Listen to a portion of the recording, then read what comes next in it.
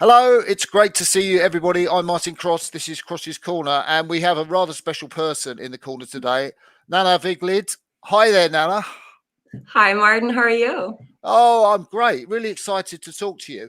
Have I pronounced your name correctly? That's the first thing. I mean, almost. Like, I feel like it was close enough. Like, Yeah, okay. well, I would say Nanna Vigild, but you're close Nanna enough. Vigild. I must remember that for this session and doing Olympic commentary. So it's kind of the middle of the day for you now. So maybe you can tell us what you've been up to so far today. I mean, it's been kind of just, regular day, just training in the morning. And then I got home and like got ready to talk to you, which I'm super excited about. So it was perfect. It could be right now, like in between sessions. So Yeah. just a regular morning of training. Tell us a little bit about what your morning session was like. So today was actually, I mean, I say it was a normal session, but it actually wasn't because we weren't out rowing on the water.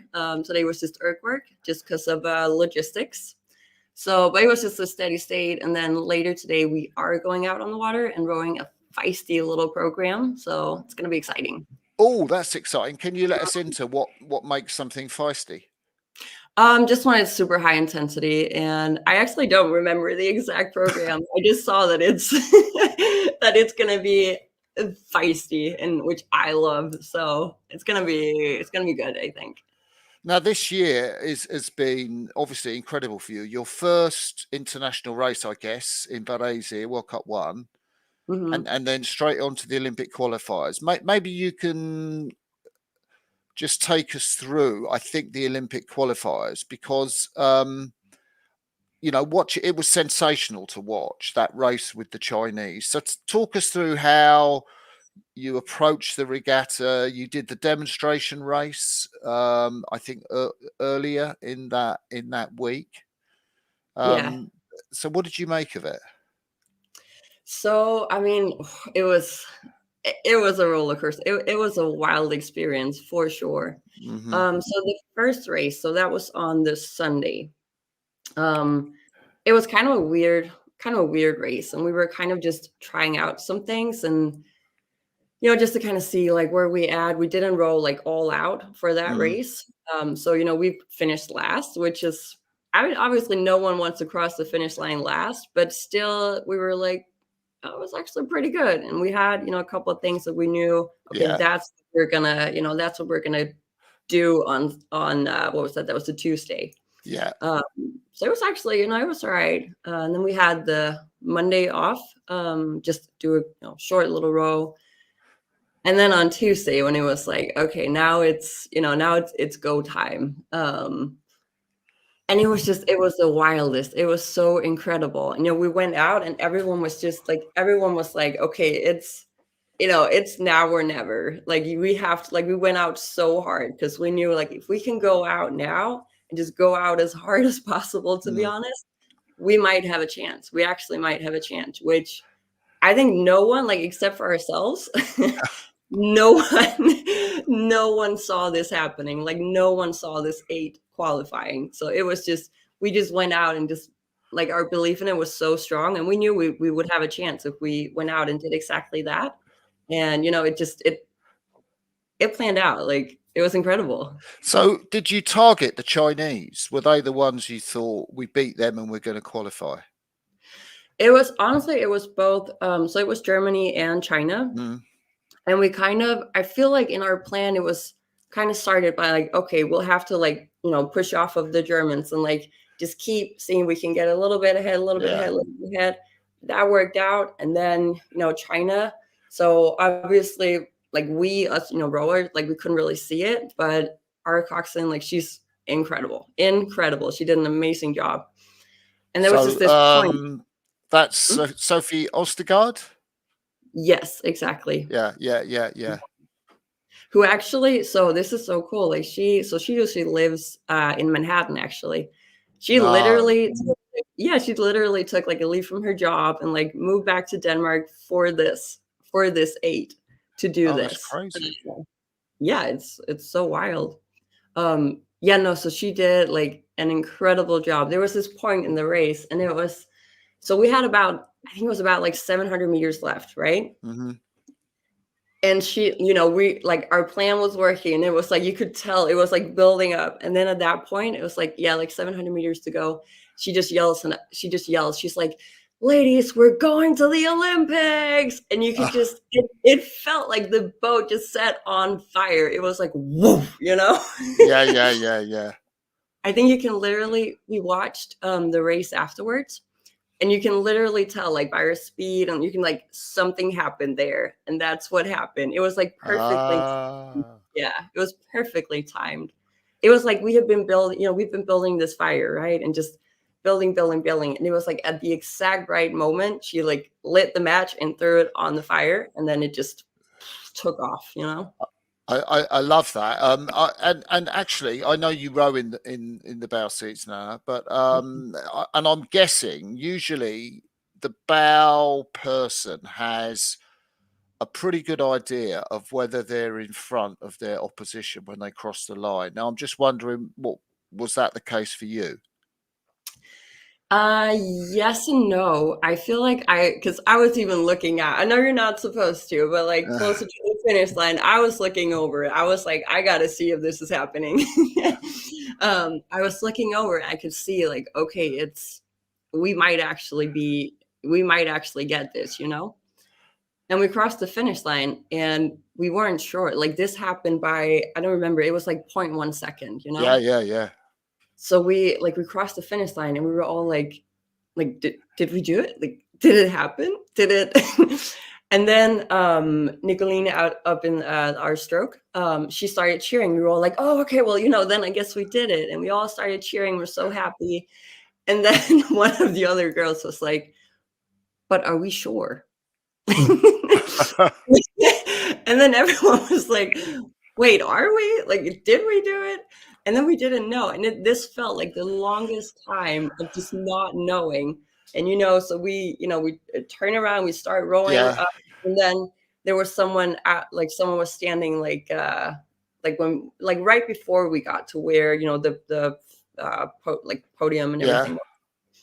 And we were all, like quiet. And then he was just, congratulations, girls. And then it was like, it just lit on fire, and like we did, and everything from there just feels like almost like being in a dream. It was the wildest. Yeah. So tell me how that day unfolded after you got off the water. Like what did you do? How did you celebrate? Did you go and party, or did you like think we're still in training now for the Olympic? What happened?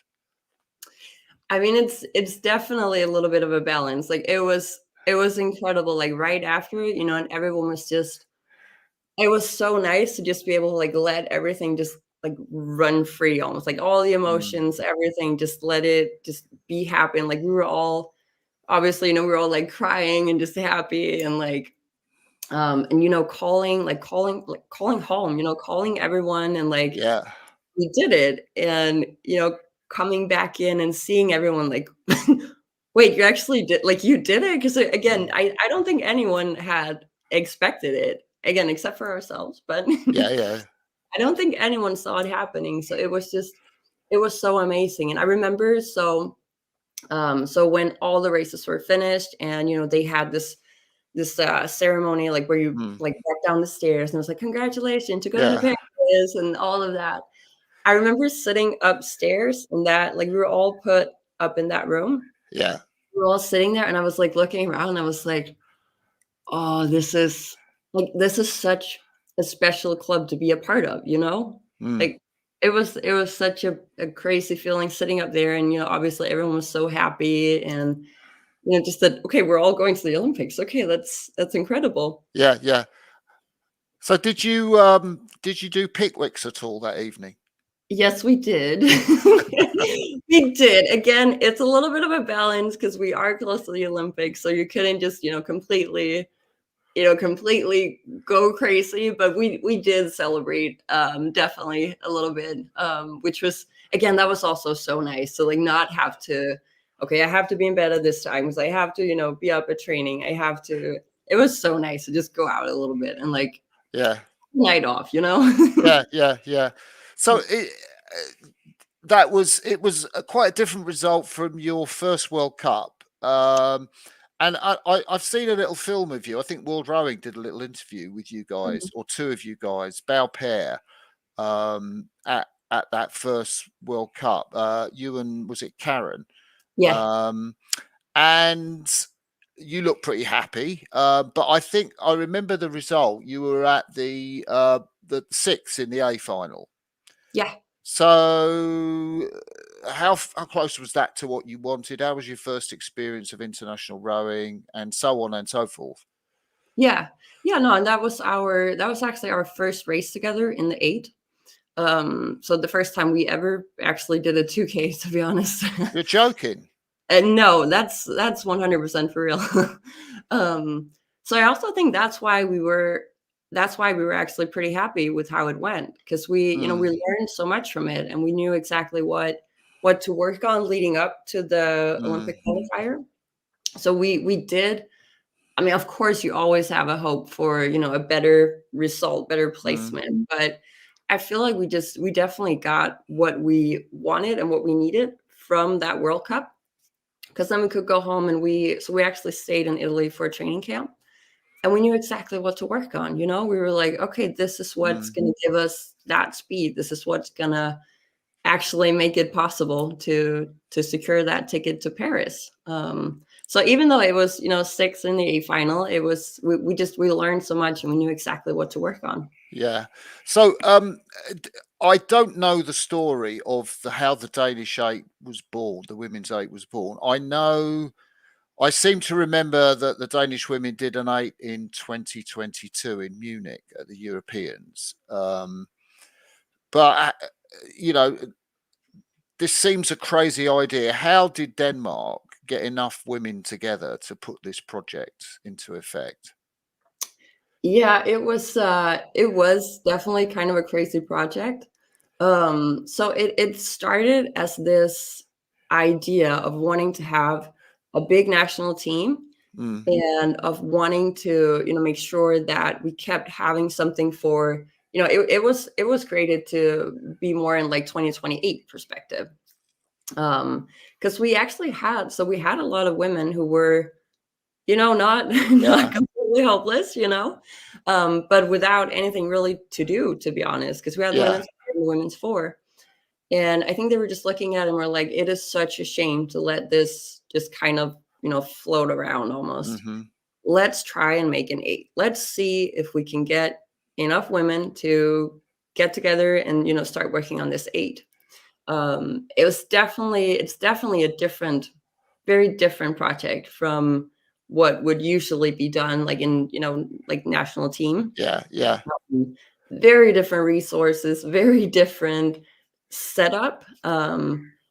But I think that's also what's made this project pretty cool. Like it was like we just, looked each other in the eye and we're like, okay, we're gonna do this, but we're gonna give it all we have, gonna do everything we can. Different setup, different resources, different everything, but we'll try and see what we can do with what we have. And then, just keep working and keep seeing what we can do with that. So it was definitely a different project. Yeah. So when did it start? When are you talking about? Like you looked each other in the eye. What sort of time frame is this over? So this was, let me try and think. Okay, so it kind of all, like they started talking about it in, I believe it was like October, November 2023. And recently. Yes, no, and it gets worse. I mean, that's when they started like kind of seeing like who could we invite to a little meeting about it, like who do we have?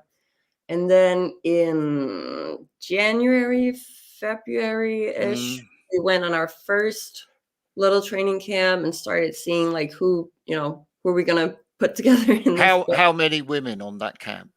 I believe we were 14. Okay. Yeah. And then it wasn't until the beginning of March. It was like right in the beginning of March that we had, the full team set. So it wasn't until March that we actually started, training together in the, team that we're in now. So that's what makes it so crazy. Like it's such a short amount of time. And again, I also think that's why, like at the World Cup one, like we were optimistic, even though we again placed sixth. We were optimistic because we were like, okay, we did this after such a short amount of time. That seems promising, you know? Yeah. Now, so you are quite recently into the sport of rowing. So how come you even got involved in this? So I was actually a weightlifter. Like I did Olympic weightlifting. Mm. Um, and so I actually switched to rowing to go to the Olympics. That When? was cool. This was in late 2021. Oh, so you've been rowing since you rowed all of 22 Yeah, and 23. yeah. So where were you rowing? What were you doing? What kind of level were you at? So at first, I was rowing just in my, it was what is that? Is it called just like your club or I Yeah. think yeah. Just trying to learn how to row and trying to get in shape because like I said, I came from Olympic weightlifting. Mm. At the time I was on the national team in weightlifting. So I had very strong legs. I was very Mm. strong, but cardio was zero. I mean, I had absolutely nothing. Like the first time I went to the rowing club, the coach told me like, we'll start out slow. It was on the erg, and he was like, Yeah. we'll just do like I think it was like 2 10 minutes, and like it's something steady state, super super Mm. something nothing at all. And I told him like, I'll try, but I'm in really bad shape. He was like, I mean, how bad can it be? And then when I had to take a break after, I think it was literally 3 minutes, he was like, "Oh, okay. Okay, I see where you're at." It's like, "Yeah, okay. Okay, no. We'll work from there." But I mean, it took me 1 year to do, a sub 7 2K on the erg, which is I mean, I feel like that's alright, Yeah, yeah, from, that's like, cool. nothing to that. Mm. That was pretty good. So yeah, Yeah. so that's where we started. And how's that progression changed now? Where are you up to now? Like for a 2K, Yeah. I'll let you know. I'm hoping I get to do one like right before we leave for Portugal. Um, Okay, that'd be interesting. yeah, no, Sometime my I best know. at it is 57 now. So Yeah. Wow. That's a really interesting story. So, I were you on the outside of this creation of the Danish women's Olympic 8, or were you somehow pushing for it? I mean, what was your status when all this was being put together? So I was definitely, I mean, the day they started talking about it, I was like, all right, I was like, there's a Mm. chance here. This is a chance for me to make this goal of going to the Olympics. Because again, when I switched to rowing, that was my goal, and I was not afraid to say it out loud. Yeah. That what I wanted to do. I switched to go to the Olympics. And the second they started talking about this eight, I was like, okay, this is a chance, So I was very optimistic about it. I was very much, into it right from the start. Um, Even though it was a project where I think a lot of the other rowers definitely had a little bit more, not hesitation about it, but still a little bit, because again, it's a different setup than what you would Mm. usually have.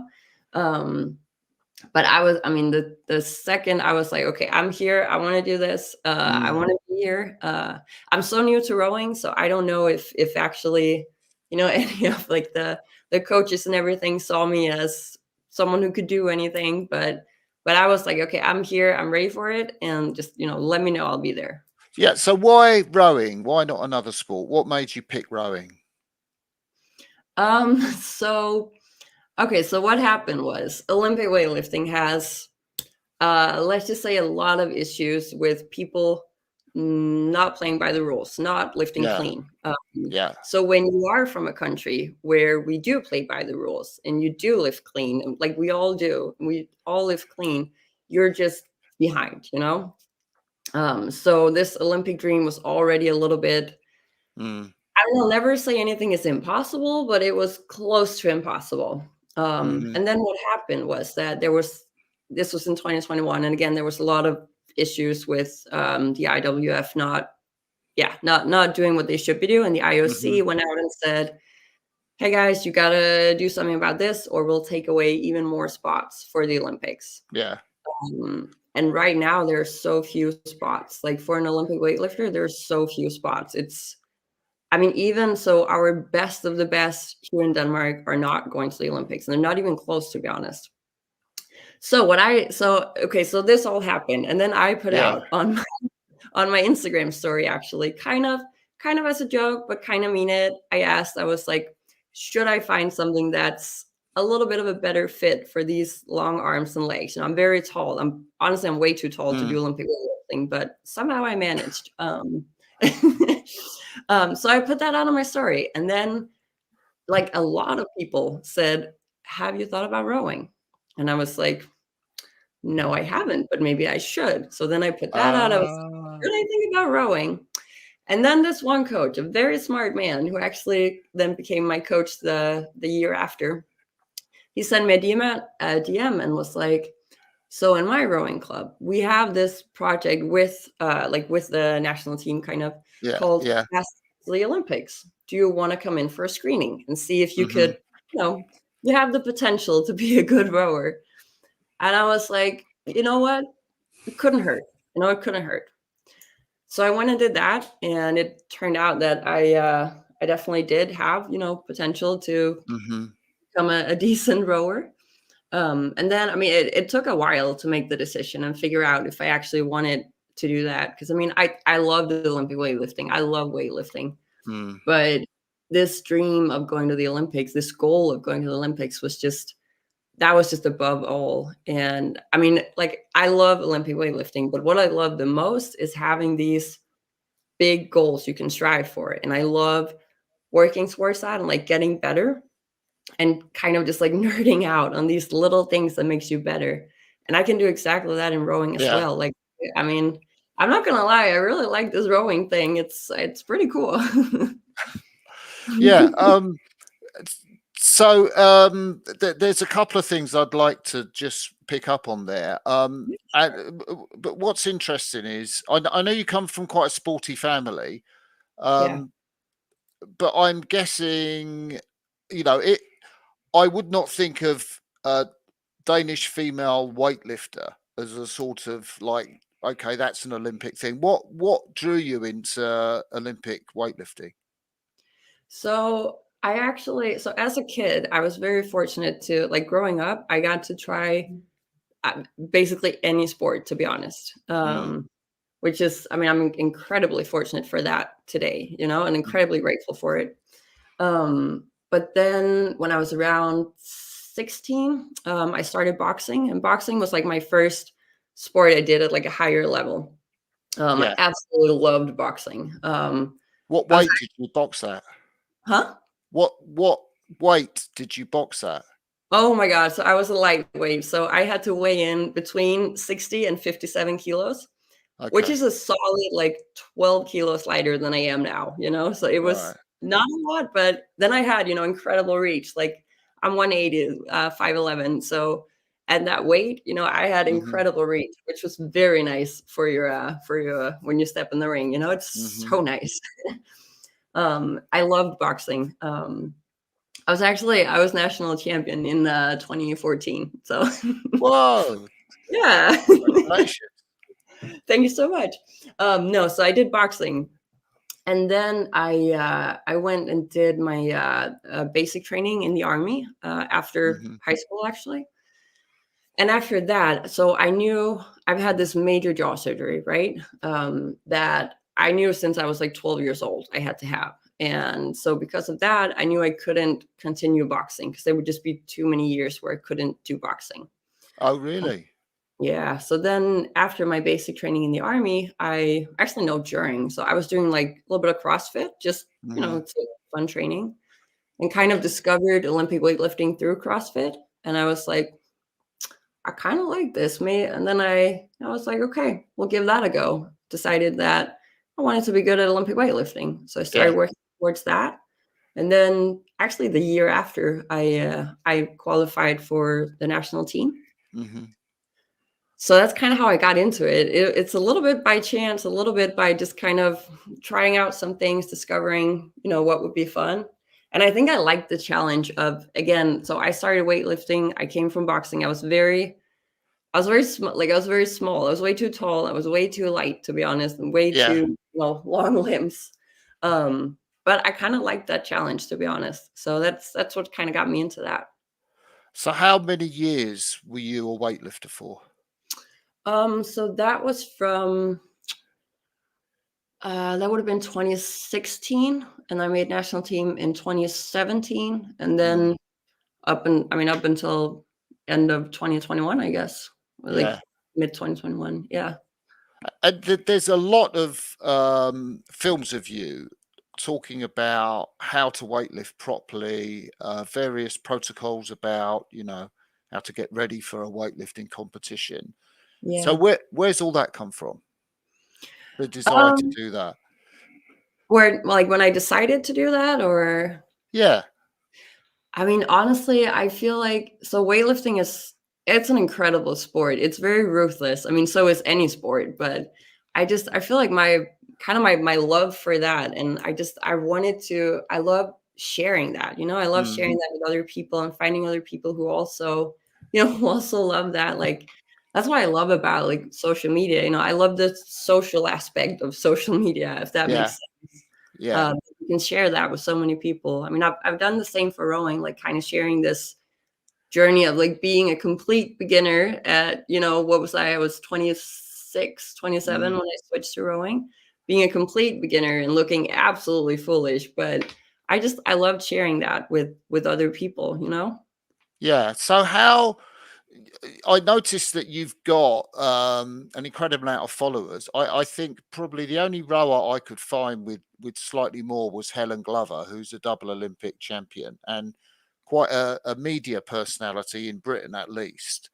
How have you managed to get almost 70,000 followers? Wonderful question.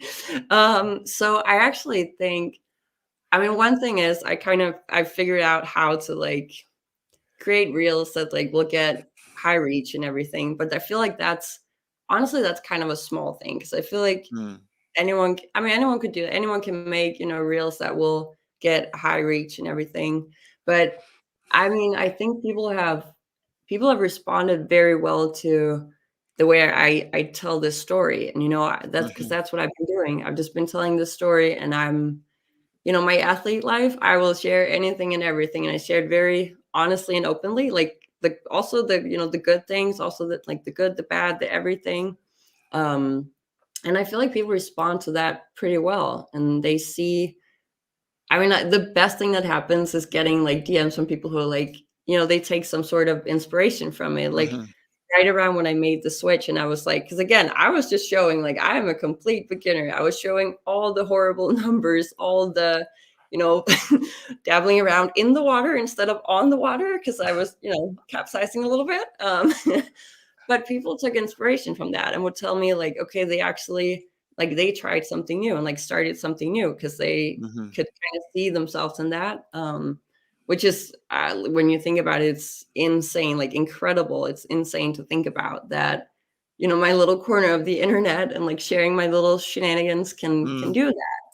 But I think that's what people have responded well to, that I've just been sharing this whole journey and like so Yeah, openly. yeah, yeah.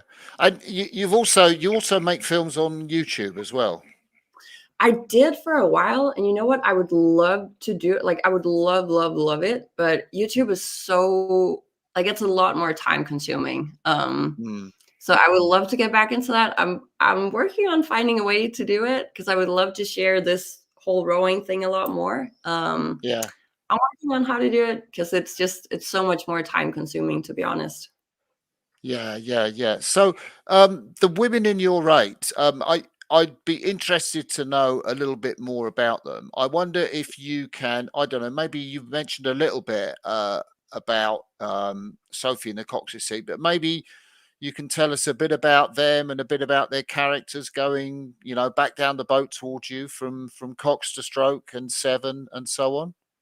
Yeah, absolutely. I love talking about this team, Also, it's like, I could talk about it for hours. I mean, yeah, no, let's start by, so Nicoline, we talked about her quickly before, like she's been rowing in the Yeah. States.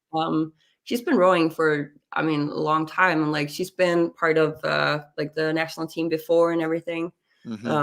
She's been in it for a while. And again, also in the US where, she was rowing in the 8 over there a lot, which is, Yeah. very, very cool to have that in, for our team.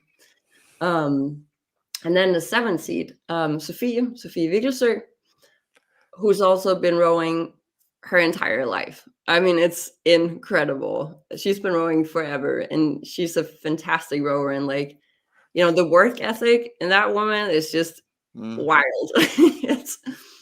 And then in the 6th seed, we have Caroline Mock, so she was also rowing in the States. And so she actually came home to Denmark for this. Again, this is a project of people who have said, okay, we're going to go, all in. We're going to bet everything we have on this, on going to the Olympics. So she actually came home for this. And again, it's so incredible to have, women in this boat who have been rowing in the 8 and who, they know that, they know and like the feel of it. And also just, a fantastic girl, like she definitely is. And then right behind her, we have Frida Faller, who is, and I love telling this. So she is 18 years old. Yeah, that's crazy. She's 18 years old and she is a fantastic rower. I mean, it is incredible. So she's been balancing, like going to high school and like being, 18 years old, like, and, doing this project. I'm so impressed by it. Yeah. It was so funny. So we were talking on one of the training camps because I was like, I mean, we know there's a big, span in the ages in this on this team. And I was like, okay, yeah. I mean, I know that there are a few years between us, but then we were talking about how when I was in high school, she had just started in like 1st grade. And I was like, it's like, wait, what? I guess when I was kind of like, okay, yeah, no, I see. I'm 29, right? It's like, oh, okay, yeah, no, I see. There's a little bit of an age difference. But imagine that, like 18 years old, you're going to the Olympics. What the heck? It's so crazy. And then right behind her, we have Sarah, who is from the Faroe Islands, actually. Oh, and like Sverige. Exactly. And I don't know what they put in the water up there, but those people are just, I don't know what they're built out of. It's incredible. And she actually, so she played volleyball before also. Like she's also not been rowing she's been rowing like on the Faroe Islands. Yeah. Like here in Denmark, she hasn't been rowing for, I want to say it's like a year or 2 or something. It's incredible. And she played volleyball before, like super high level, I believe, like national team also. Yeah. So again, I don't know what they put in the water up there, but it's yeah. And then behind her, we have Clara in the 3 seat, who's also, a youngster. I think is she 19 or is she 20? I don't even remember. But also a fantastic rower. And like, she's been rowing the single for many years. And it's just like, I don't know how she makes a boat go so fast. Yeah. But she just does. And then behind her, we have Karen Mortensen, who is fantastic. So we rowed in the pair together last year in like our like club, but we rowed in the pair last year and had an amazing season. And it was just such a cool, it was incredible because we both like, we were looking at each other and we were like, okay, like I have to learn how to move, like how to get an oar in the water and like make a boat go fast. Yeah. We had to learn how to put on a little bit of size. Like she was relatively small for a rower. And it's just like, I need to learn how to, lift some weights and put on a little bit of size. And we just had such an incredible season last year. And she's a great girl. So it's pretty cool that now we're sitting in the 8 together, you know? Yeah, about pair. Yeah, exactly. Because we were talking about it last year. Again, I've been so sure of this happening, like going to the Olympics. So we were talking about it in the pair last year. We are like, okay, we're gonna, imagine us Oh, in Paris. really? So we were talking about it already then. So it's incredible to be here now together in Yeah. the bow pair. It's pretty wild. And what about your coach Oh, working with you? Is it Fred? yeah, so Frederik Taubert is his name. And he's done an incredible job. And like that, I mean, I was about to say all credit goes to him and his work. I mean, no, but obviously we did something too. Yeah.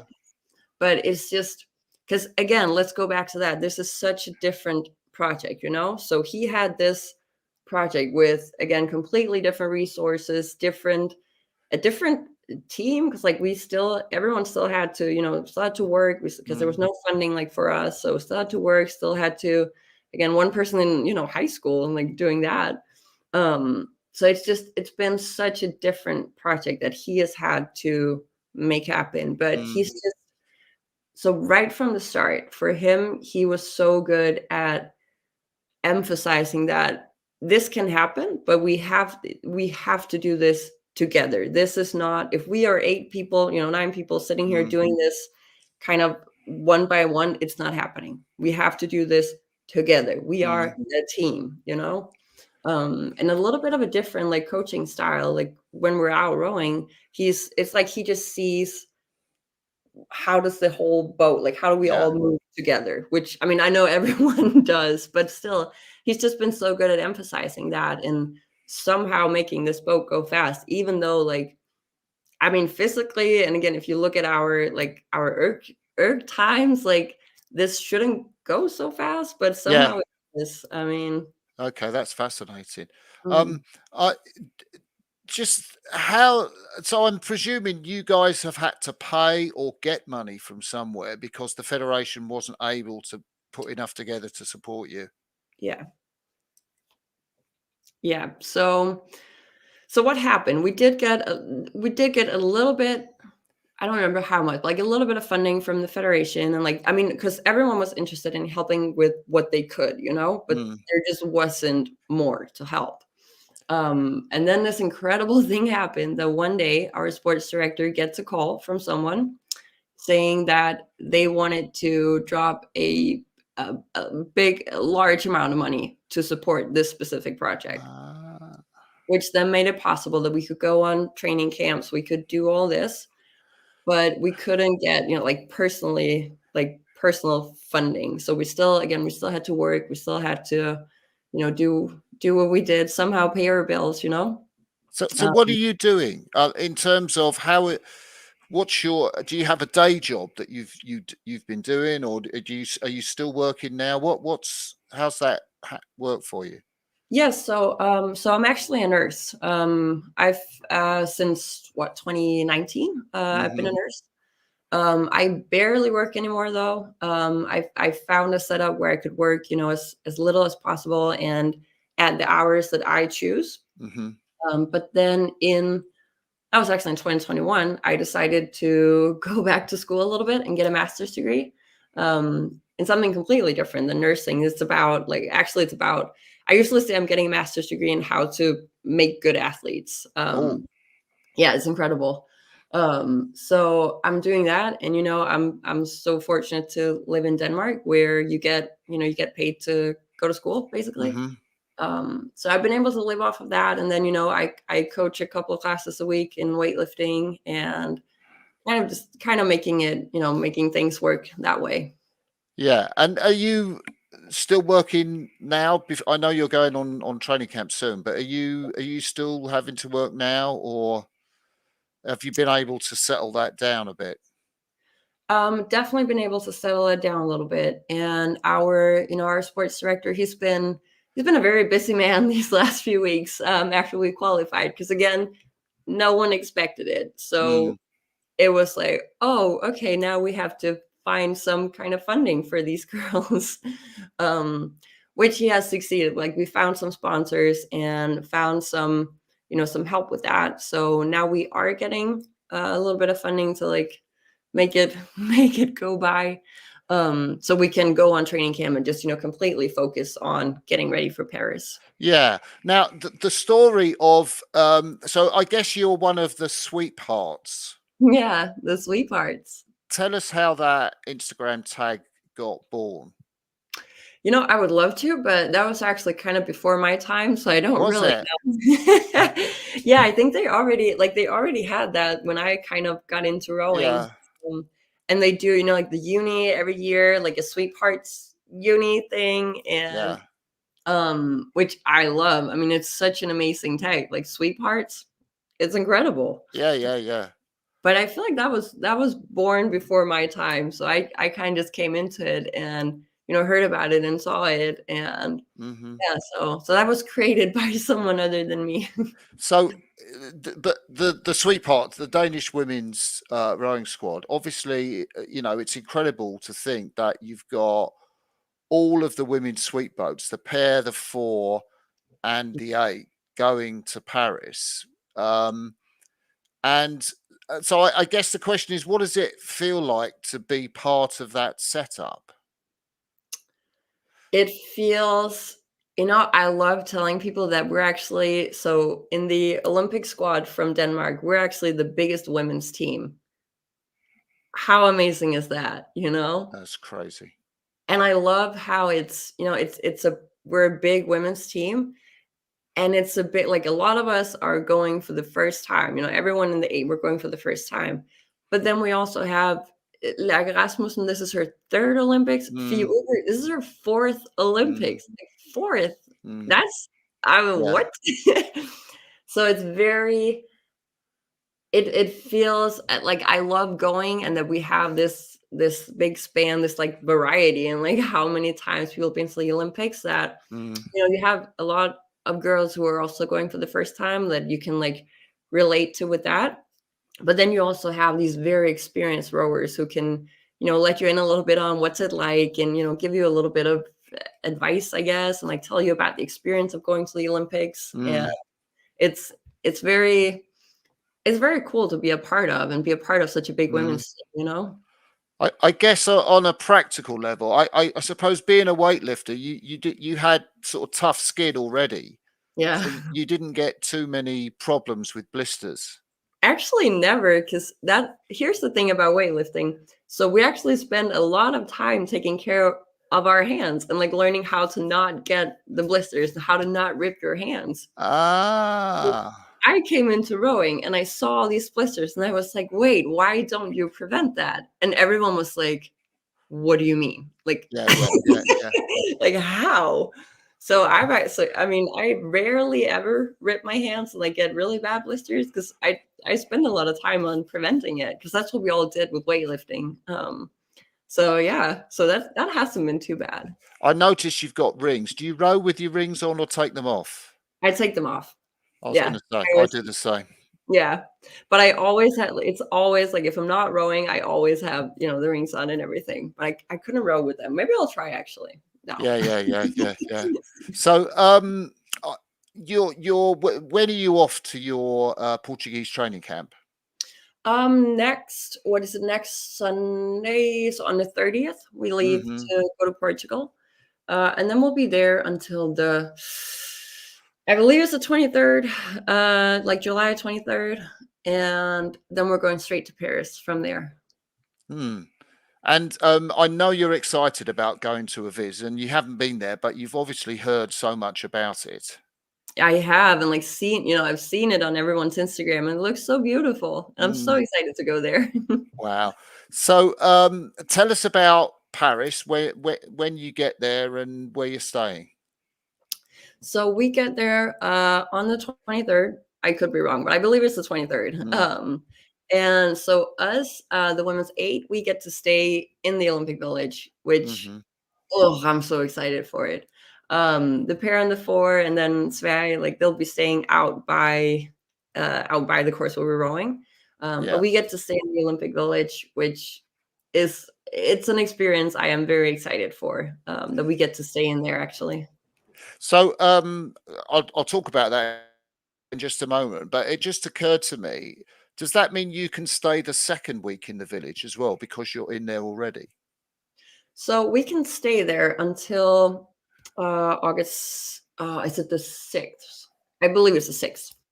Because And then we have to do something else until the 10th, and then we can get back in there on the 10th for the closing ceremonies and everything. okay, I Mhm. see. Yeah, yeah, yeah, yeah, yeah, yeah, yeah. We have a couple of Um, days we have to leave the Olympic Village and do something else, and then we can come back. yeah. So tell us about the excitement of being in the Olympic Village, what you imagine it's going to be like, or what people have said.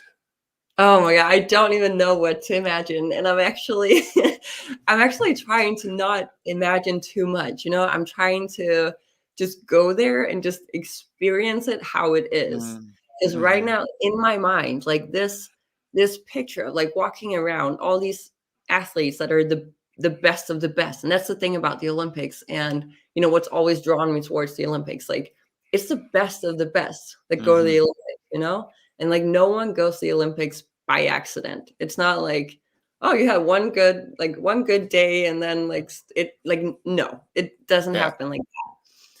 And that's what's always drawn me towards it. So like walking around all these athletes that, you know, you always like you see them on, you know, maybe social media or like on TV and you've always seen them and they're barely real people because they've always been these like super people and now you're going to be walking around them, you know? Yeah. You're going to be in the dining hall and like, "Oh, hi, how's it maybe not, "Hi, how's it going?" But Yeah. actually Yeah. I probably would, but but, Yeah. just that experience of, like, being a part of that and being in that and, like, such a big setup, and I'm so excited for it. I'm trying to not imagine too much and just go there and Mm. just experience how it is, you know? Yeah, I guess you can take a lot of energy from that. And as you're talking, I'm thinking, oh, I bet your coach or team manager is going to talk about focus, and you've got to be like, Yeah. not Yeah, no, talk to too absolutely. many people, or Yeah. I find it hard to, someone says don't be excited or don't be you know uh, wanting to talk to other athletes because that's part of the village experience. I agree, I definitely agree. I mean, it's definitely for sure, you have, you know, focus, absolutely, but I also know that my coach knows, so I can only talk for myself, obviously, but, Mm, like, that's not gonna be a problem. Like, here's the I mean, I know I'm new to rowing, and I know I'm probably not a very good rower, but I'm a very good athlete, and mm. that's you know, I've been doing sports at this level for so many years. I'm a very good athlete. So all of that, like, around it, I don't think my coach would be worried at all with that. So, which is I mean, I'm so grateful for that, that he understands that, you know? Yeah, yeah, yeah. And what about the opening ceremony? I know a lot of rowers don't generally tend to get to go to the opening ceremony, and it's a bit different this year because it's on the Seine. What's the situation for athletes in the opening ceremony, as much as you know? Um, yeah, so as far as I know, and like what we've heard right now is that we will get to go, probably only for the first half of it. Mm, But we will get to attend the first half of it. Because we're not rowing until the 29th. So we'll have mhm. a couple of days and Yeah, everything. yeah, yeah, So yeah. And what about your team kit, uniform, and all that kind of stuff? When's that arriving? we just got it yesterday and it was Oh, such a big day. I'm tell looking us at about that. Oh, I have the 2, like, suitcases standing right over here, like, right next to me. I'm gonna, like, unpack them and, you know, just look at it. It feels so surreal, like, yesterday, Mm, I was carrying them from my car so I live in the city, so and got home late, so I had to park, you know, far away from where I live. So I was, like, walking towards my building with my 2 suitcases, and I've never felt cooler, you know? I walked I was walking with 2 suitcases that says, you know, Denmark and, like, Paris 2024, an Olympic team on the side of them. I was like, "Could everyone look at me right now? Because I have yeah. these these 2 suitcases." So yeah, no, I'm gonna unpack them and like look at everything and see What what's on in there. what's the parade uniform like? I guess red and white kind of figure in it somewhere. Yeah, it's so it's red. It's like a kind of like a suit thing going on, suit like with like shorts. It's actually really cute. Like yeah, kind of like a suit with like shorts, and it's red, and yeah, I like it.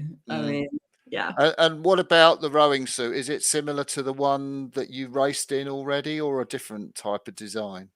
we haven't seen it yet. Oh, you're kidding. No, it's for real. We're gonna see it on. I think it's Thursday next week because we have an event where we're supposed to wear it. But and this is also Oh. because again, no one expected the 8 to qualify. Mm. So the manufacturer of the uni suit were not prepared to have to make that many. So they've been a little bit delayed with the uni suit. Oh, who's Yeah. making them? Uh, I think it's Athlete's Own. Yeah. Actually don't remember. I'm pretty sure it's Athlete's Own, but again, I So so could be you're wrong. going to get that you get the racing suit and then you go to then you go to Portugal. So this Yeah, happens before you go to Portugal. yeah, Yeah. yeah. All that all that stuff is amazingly exciting, and when I was at the games, I think probably more so my first games in Moscow, but I did get to see, because we were central, I did get to see several of the other sporting events, the athletics we could get into in the athlete area, and gymnastics. I didn't go and watch the weightlifting, but I guess you won't know yet whether you can go and see any other sports, or like weightlifting, which I guess you'd probably be really interested to go and see. Absolutely. I absolutely would. But yeah, no, I'm not sure how it's gonna work yet, with like what we can go see and like what do we have access to and like do we buy tickets? Like what I mean, we don't really know yet Mm, what's the situation with that. I would love to go. Like I imagine like athletics, like oh, that must be so cool to watch at the Olympics. yeah, yeah. Oh, Now you obviously you want to go as fast as you can and produce the best version of the Danish women's eight on the day, on the heat, and if necessary in the rep and the final. mm. Um, how much have you guys talked about what your target might be for the Olympics? What you're aiming for? Yeah, so we started that talk like last week, and then we have another, Hmm. to kind of expand on that talk on I Mm, think it's actually Monday or something. Um, which is so good to have that talk all together because I think we all came home from, having qualified for the Olympics with this feeling of, oh, like what okay, what like what's next? Because mm, again, no one would have expected this. So it kind of shows like anything can happen. I mean, obviously, if you look at it like on paper, we're the slowest team, obviously. Um, but you never know. So we actually don't really know what to aim for other than, you know, leaving it with the feeling of we gave it everything we could. mm. If you've left it all there, like Yeah. there's just such a sense of like calm and like relief in that because then Hmm. you couldn't have I mean, there's nothing more you could have done. Yeah. So that's kind of the main goal to not have like oh, but what if we did something else? What if we just to know like we gave it everything we had. We did everything we could. Mm. Now, I think earlier in our chat you talked about the idea that maybe there would be a Danish women's eight, aiming for Los Angeles, and in fact, it's happened 4 years earlier. Mm. How much have you got any plans already to stay in the sport and look towards potential second Olympics? Oh, I'm definitely planning on, going for a second Olympics. So changing from Olympic weightlifting to rowing to make it to the Olympics, like that was my big goal. Mm, I made that happen, to going to the Olympics. So now it's, now I'm going to set a new big goal and make that happen. So yeah. definitely going to rowing. Yeah. Okay. And how much has rowing, like women's rowing, or how much media attention has the women's rowing in Denmark got? Has it managed to attract any attention? There's definitely been a lot more attention, like since we qualified this big team again, the bear, the 4, and the 8. Mm, It's definitely gotten some attention. I mean, just like the big, like TV medias and stuff has been out and like interviewing us out in practice, basically. mm, Definitely been giving it some attention, which is I think is amazing. Like I wish it would be even more because there's so many good stories to tell. Like yeah. I mean, these athletes, like, they're so incredible. So there's so many good stories to tell, and it's very inspiring to walk around in that. Mm. Again, we have women going for the third and fourth Olympics. What the heck? Like it's so inspiring. So I hope it'll continue to get more and more attention. Definitely. Yeah. And what about family or friends coming out and being part of the crowd there? What plans for that? So my family is definitely planning on, going to Paris and seeing us row. It's a lot of logistics to figure out, like how that's gonna work, and like where is it even possible to stay, now. Yeah, yeah, But yeah. it's so like this is something that's so great about the fact that it's in Paris. Like you can literally just, get in your car and drive there. So that it's a long drive, but like it makes things Mm, a little easier that you can do that. So even if it's impossible to go like get a flight and everything, like you can drive there and it makes it a little easier, a little more flexible. yeah, So yeah, yeah, yeah. we're all trying to figure out how to get tickets for everyone and all of that. So Yeah, I guess your federation has tickets, and do World Rowing have some family tickets or not? I'm trying to think what the setup is. yeah, I know that we get two tickets, per rower per race. Mm, mm, And then everything else is we have to, find them somewhere else or, just buy them. Or a lot of people I mean, I see some people selling their tickets if, mm. they unfortunately didn't qualify or something. Some people have been selling tickets, and so it's kind of all like it's a little bit of a game of trying to get Yeah. tickets for everyone and like trying to figure that out. Mm. So, and what's your summer looking like after the Olympics? What plans do you have when the closing ceremony, the curtain comes down Yeah. on the Paris Olympics, and you're probably in that ceremony and you hear the admonition, the youth of the world to assemble in 4 years' time in Los Angeles, and you feel great about that. So, what's your summer looking like after that? Oh, so right now right now I feel like I have way too many plans. Like there are all these things right now where I'm like, after the Olympics, I'm gonna do this, I'm gonna do that, I'm gonna do this. Maybe I'll do like a little weightlifting competition just for the fun of it. I'll do like whatever. But I am for sure going to take some time off and just like do whatever training I feel like. Like I'll go do CrossFit, I'll go to a little bit of weightlifting, I'll, just do whatever I feel like.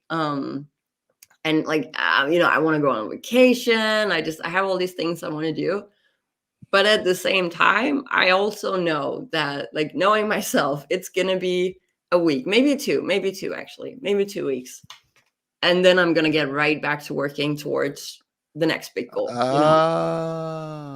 Like, I say this and I've been telling everyone, I'm like, oh no, I'm gonna take time off, I'm just gonna stay up late, sleep in, I'm gonna all this. But I mean, I know it's gonna be a week, maybe 2, and then I'm gonna be right back to working, Mm. towards next big goal. Yeah, yeah, yeah. You mentioned how people have clearly found your story and the way you've told it on Instagram and other channels inspirational. I'm wondering how often you get asked for advice from people. I don't know, maybe young women who are thinking about what they can do with their lives. Actually, fairly often, to be honest, Mm, and which is I mean, every single time I'm like, having to like take a deep breath. I'm like, that someone is asking me for advice about something. I've also gotten like a lot of DMs about like how to, something rowing related. Like, how do I work on this with rowing? How do I learn this? And how do I something where honestly, more often than not, like I have no idea. Like I don't know. And like I've frequently had to ask my coach. I'm like, okay, wait, how would one work? Like, how do you do this? How do you, whatever? Because I can only talk from my experience. I'm not in a position to like actually, coach anyone, or like I can talk from my experience, what I know. I'm happy to help in any capacity I can. And, if it's like weightlifting related, I definitely have some more to tell about that, but because I know weightlifting. I don't know rowing the way I know weightlifting yet. I will, but not yet. So a lot of times I have to like, I can talk from my experience, but a lot of stuff I don't know. Yeah, that's a really interesting and honest answer, Nanna. I think we've been talking for over an hour now. I'd kind of like to ask you to conclude. What are the chances of one of the Danish women, or more obviously more than one because it's sweep, one of the women's crews coming back with a medal? So here's the thing. I happen to have like the biggest faith in I have the biggest faith in all the women, but especially I'm kind of laughing a little bit because so when I got into rowing, I was so fortunate to get to train with Lærke Rasmussen a lot. Yeah. Like work and stuff.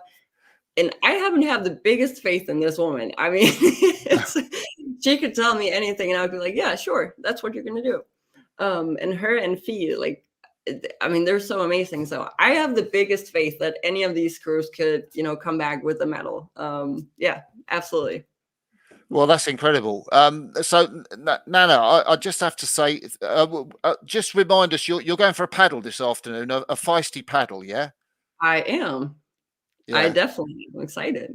Oh, that's brilliant. So thank you for spending your time on Cross's Corner. It's been an absolute privilege to talk. You've got so much bubbly energy. It's been Oh, a thank you lovely so much. experience. So we'll end the Thank you live. so much for having me. Thank you. We'll end the live part of this interview now. Nanna, you've been a star. Thank you. Thank you so much.